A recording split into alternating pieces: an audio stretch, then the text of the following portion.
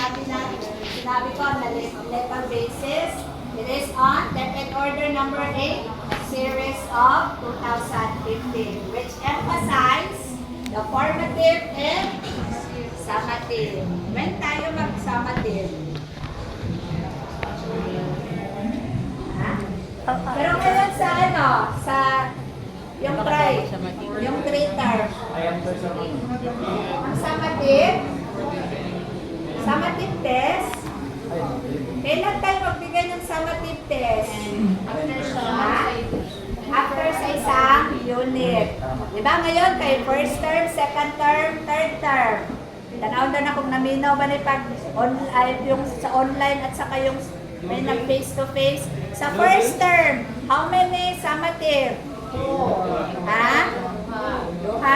Sa second term, how many summative?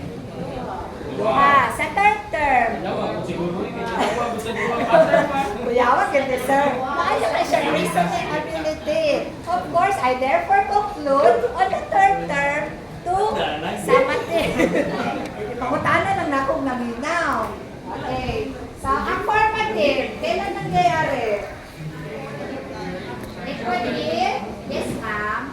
Before, during, after. Formative assessment can be done during, before, during, or after. Okay, it will be done before, during, and after.